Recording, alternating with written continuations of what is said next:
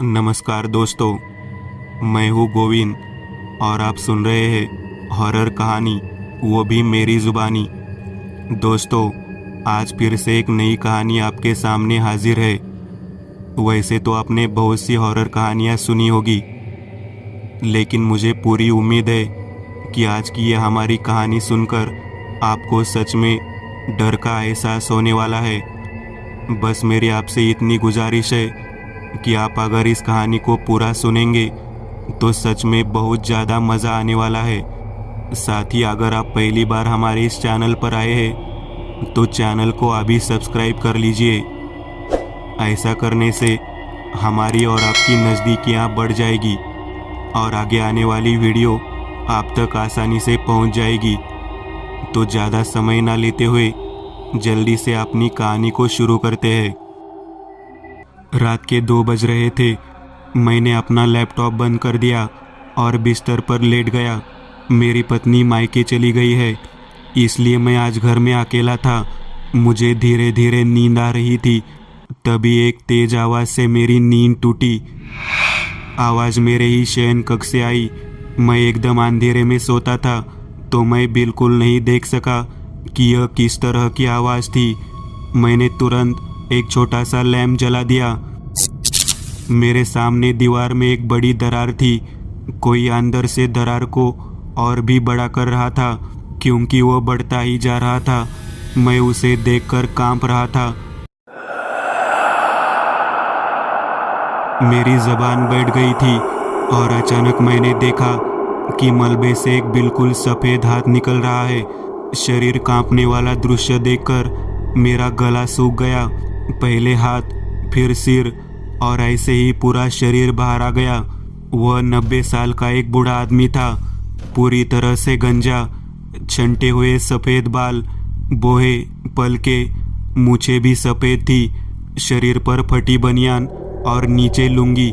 वह दीवार की उस दरार के सामने खड़ा था और मुझे देख रहा था। उसके चेहरे पर कोई भाव नहीं था। वह मुझे देखते हुए करीब आने लगा और कन्नड़ या तेलुगु में कुछ बुदबुदाने लगा। मुझे नहीं पता था कि क्या हो रहा है। वह ऐसे ही बड़बड़ाता रहा। मेरा कलेजा मुंह के पास आ गया। अब वो मेरे कान के पास मुंह लाकर बड़बड़ाने लगा। करीब आकर मेरे कंधे पर चढ़ने लगा। उसकी बोलने की स्पीड तेज हो गई थी। मैं जोर से चिल्लाया, क्या हुआ जय? कितनी जोर से चिल्लाए तुम? नैना ने संभलते हुए मुझसे पूछा। मैंने एक पल के लिए राहत की सांस ली।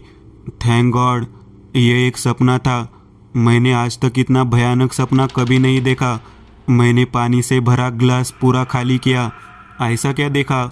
नैना ने पूछा। सिगरेट सुलगाते हुए मैंने उसे कहना शुरू किया, मैंने सपना देखा कि तुम मायके गई हो और मैं घर में अकेला था। मैं सो रहा था और सामने वाली दीवार से एक बूढ़ा आदमी निकला। कुछ कहते हुए मेरे कंधे पर चढ़ गया। मैं सिगरेट का कश खींचता हुआ खिड़की के पास आ गया। जैसे बूढ़ा मेरे कान में कुछ बुदबुदा रहा हो और उसी भाषा में वाक्य गिरने लगे। मैंने चौंक कर पीछे देखा और मेरा सिर सुन्न हो गया। नैना के मुंह से अब यही वाक्य निकल रहा था,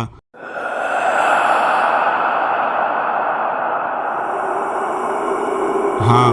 उसकी अंतहीन बकबक, उसे तेलुगु या कन्नड़ जैसी कोई भाषा नहीं आती, फिर वो इतनी आसानी से कैसे बोल रही है?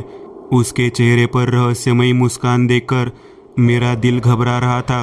वो ऐसे ही बड़बड़ाती हुई मेरे पास आई और बड़बड़ाना बंद करके मुझसे पूछने लगी, क्या वह बूढ़ा आदमी इसी बारे में बात नहीं कर रहा था?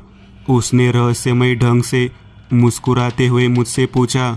हाँ, यह सही है, मैंने कांपते हुए उत्तर दिया। लेकिन तुम्हें कैसे पता? मैंने घबरा कर पूछा। क्योंकि वह हर दिन जब आप सोते हैं तब यहाँ आता है और बड़बड़ाता है, उसने ठंडे स्वर में कहा। क्या? फिर तुमने मुझे यह बात क्यों नहीं बताई? और वास्तव में यह प्रकार क्या है?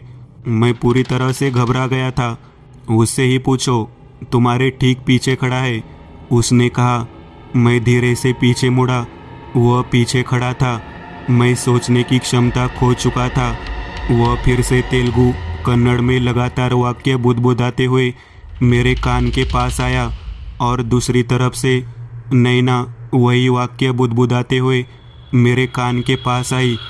मेरा सिर जाम हो गया।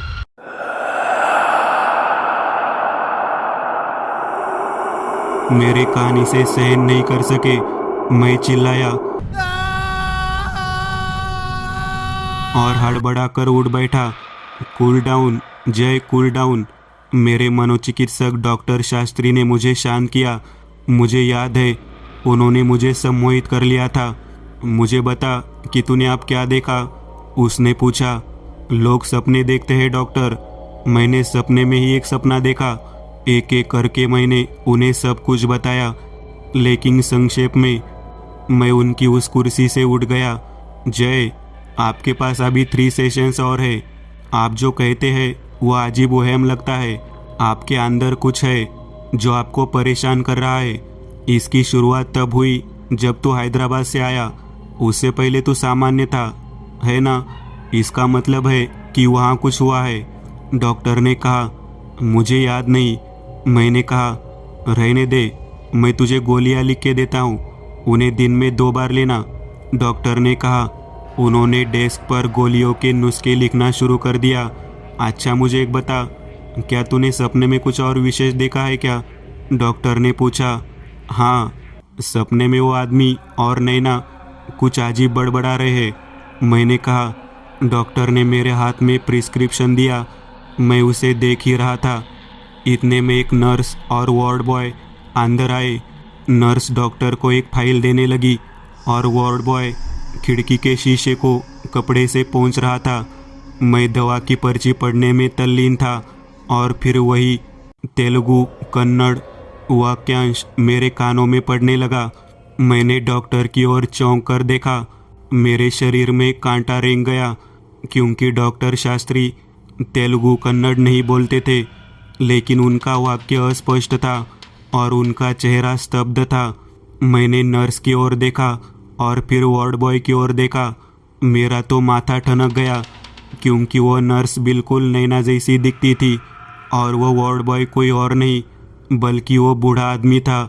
वे तीनों एक साथ चिल्लाते हुए मेरे पास आने लगे। मैं डर से सुन्न हो गया था। इससे पहले कि मुझे पता चलता कि वास्तव में क्या हो रहा है, तीनों ने मुझे घेर लिया। मेरे कानों के पास लगातार आ रही उन आवाज़ों ने मेरे कान के पर्दे फाड़ दिए। मैं चीखते हुए उठ खड़ा हुआ। मैं उठा और चारों ओर देखा। मैं इमारत की छत पर था। मुझे बहुत हल्का महसूस हुआ। मुझे नहीं पता था कि क्या हो रहा है। एक सपने के अंदर एक सपना, एक सपने के अंदर एक सपना। अब मैं छत पर हूँ। यह सच है कि यह भी एक सपना है। उस 6ठी मंजिल की इमारत के नीचे एक एम्बुलेंस और एक पुलिस कार खड़ी देखकर मैं जल्दी से नीचे उतरा। सामने 4 लाशें थी, ढकी हुई। उसने पहले अपनी पत्नी की हत्या की, फिर नौकर और फिर उसका मनोचिकित्सक। एक पुलिस वाला दूसरे पुलिस वाले से कह रहा था, वजह क्या है?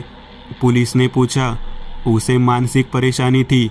2 हफ्ते पहले वो अस्पताल से ठीक होकर आया था और 2 दिन पहले उसने सबसे पहले एक बूढ़े नौकर पर हमला किया था।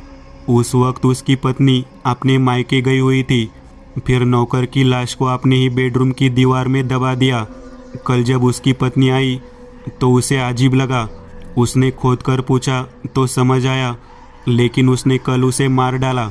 मनोचिकित्सक जो कभी कभार उसकी जांच करने आता था, कल शाम को आया। जब उन्हें सारी बात समझ में आ गई तो उनको भी मार डाला और फिर थोड़ी देर पहले उसने बिल्डिंग से कूदकर आत्महत्या कर ली। पुलिस वाला अपने सहकर्मी से कह रहा था। लाशों से कपड़े हटाने के बाद मुझे सब समझ आया, सब कुछ याद आ गया। मेरा वो नौकर तेलुगु भाषा में बोलकर मुझसे जान की भीख मांग रहा था और फिर उसे कोस रहा था। उसकी बातें मेरे दिमाग में बैठ गई। उनमें इतनी गहराई थी कि उसके बाद मैंने जो हत्याएं की, मुझे लगा कि सामने वाला भी इसी तरह अपनी जान की भीख मांग रहा है। मुझे वो आवाज़ें फिर से सुनाई देने लगी, लेकिन इस बार ये कोई सपना नहीं था। उन तीनों की आत्माएं वो मेरे कान के पास अपना वाक्य फुसफुसा रही थी। मैं कान पर हाथ रखकर खड़ा था।